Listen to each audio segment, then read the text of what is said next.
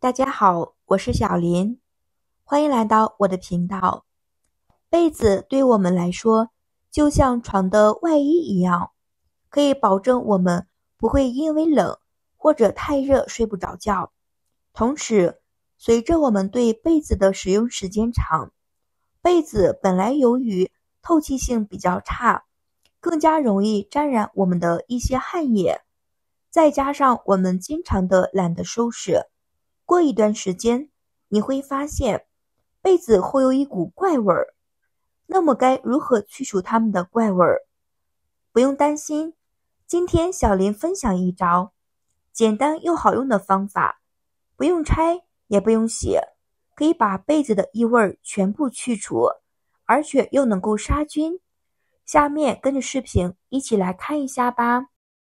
我们日常生活中常用的就是棉被，因为它的保暖性极其的好，也是因为常见的被子。我们该如何去除棉被的味道？这个方法也是很简单的。我们可以先把棉被像这样叠起来，然后放到里面几个干燥剂。干燥剂朋友们都有吧？家里面经常的吃零食、买面包，每个包里面都会带有一些干燥剂。可以把干燥剂储存起来，放到被子里面，静置几天之后，被子里面的异味、臭味就完全消失，并且能够散发出来淡淡的香味儿，既能够干净，而且又可以杀菌。因为我们的棉被会产生异味，特别是楼房居住的人们，不方便把棉被晒在外面，那么就可以用这个方法，简单易学，也是生活中经常用到的干燥剂，对于棉被也是比较友好的，轻松的能够解决棉被有异味的情况。对于住平房的人来说，晒棉被真的是太方便了，但是对于我们的住楼房来说，一点都不方便。像被子经常时间长了用着会有味道，我们也可以准备半个柠檬，再准备喷壶，再来适量的酒精，全部混合到喷壶里面，摇晃摇晃即可。这样调好的溶液水，因为加入了酒精，能够更快的挥发掉。我们往被子异味的地方喷一喷，但是不能喷的太多了，否则会影响效果。喷过之后，你也会发现了，棉被上面散发出来淡淡的清香的柠檬香味儿，而且味道比较清新。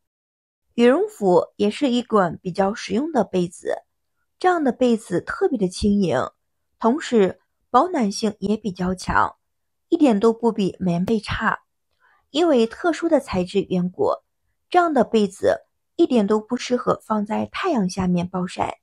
因为这样会破坏它的保暖性。那么我们该如何的对它进行除味儿？我们也可以利用柠檬汁兑一点水，稀释好之后，就可以喷一喷。喷好之后，放到阴凉的地方，这样喷过之后的被子干净又能够杀菌，而且使用着比较方便。我们睡觉的时候会有淡淡的柠檬的香味儿，睡起觉来更舒服，一觉睡到天亮也不起夜，睡得比较安稳，很香。你知道我们的被子盖久了为什么会有产生异味？因为被子盖久了，其中一个原因就是汗液的积累。我们在睡眠过程中，身体会自然的出一些汗，尤其是炎热的夏季，或者体质比较炎热的人，这些汗液渗透到了被子的纤维。我们随着时间的推移，汗液中的盐分、蛋白质、其他的物质开始分解，也会产生一种不愉快的气味。这个时候，我们皮肤上的油脂、皮屑会在被子上留下一些痕迹。这些微小的皮肤残留为细菌、霉菌都提供了生长的温床。当这些微生物在被子上面繁殖的时候，会释放出一种难闻的气味，这就是我们通常说的被子的异味。另外，环境因素会对被子产生异味的影响，比如说我们的被子容易受潮，环境不容易受潮。同样了，房子屋里面通气不好，会导致被子上面的异味难以去除。我们会考虑夏天的排毒多，那么怎么去防止我们的被子发臭？有人在夏天的时候给身体排毒，这个时候就会流很多的汗，因此床单被罩都会变得特别的潮湿。那么冬天睡觉的时候，尽管不用被子，但是也会一不小心将我们的床单被罩弄脏。这样我们如果还用那样湿漉漉的被单，很显然是不行的，会导致被单上面有一些异味。所以很多人想到了一个办法，就是买很多的很薄的被单床单，随时的更换。这样的话，被单床单就算弄湿了也是可以勤换着。这样做既能够把原来的床单被罩换下来，又能够防止我们细菌的繁殖。正是因为夏天的流汗比较多，在出租房的时候，很多人都会把这些被单放到床底下，这样就能够随时换，而且也能够防止细菌的一些繁殖。也正因为这样，有的人在冬天的时候不用自己家的被子，因为自己家的被子有一些异味，但是也不想清洗，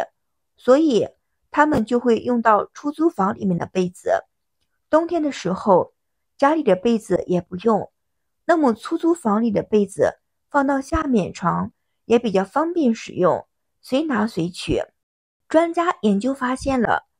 如果家里的被子超过了8个月没有清洁，上面除了产生异味，也会产生很多的螨虫，达到了这样上千种的螨虫，大家一定要注意清洁，可不要把我们的床单被罩成了螨虫的温床。螨虫对我们的伤害极其的大，如果你的身体出现了泛红、瘙痒情况，因为螨虫在作怪，想一想都觉得可怕。很多人都认为直接把被子拿出去晒一晒就能够把螨虫去除，殊不知道这种方法起不到去除螨虫的效果，因为太阳光达到了30度以上，以下呢是没有用的，紫外线能够将上面的虫子杀灭。很多人不知道的时候怎么解决，很多朋友们都不知道被子有异味该如何解决。其实今天分享的这个方法特别的简单的，就能够帮助我们把有异味的被子去除异味干干净净的，除螨虫的效果也是很强的。我们要勤晒被子，这样螨虫就不会来到我们的被子里面，让我们的睡觉更舒服，让螨虫远离我们的床铺。家里面抵抗力比较弱的人群，螨虫对伤害也是比较大的，不要小视，也不要看小，我们要好好的爱惜我们的身体，去除被子的异味，去除螨虫。试试以上的方法吧，相信对你有所帮助。谢谢大家的支持，今天的精彩视频就分享到这里啦，非常感谢所有朋友们的支持，我们明天视频再见。